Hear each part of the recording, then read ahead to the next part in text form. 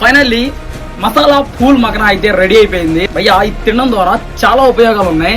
So అందులోంచి మీకు main గా 3 చెప్తాను. సో అది నోట్ చేసుకోండి. సో ఫస్ట్ ఏంటంటే భయ్యా దీనిలో 1650 మిల్లీగ్రాముల మెగ్నీషియం అయితే ఉంటది.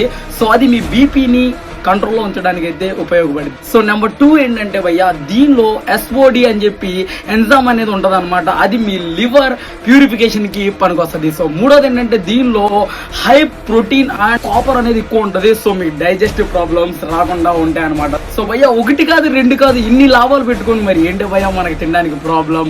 సో బై 1 గెట్ 1 లాగా టేస్ట్ కి టేస్ట్, హెల్త్ కి హెల్త్. సో డైలీ తినడానికి ట్రై చేయండి. సో హెల్తీగా ఉంటారు మీరు. ఓకేనా?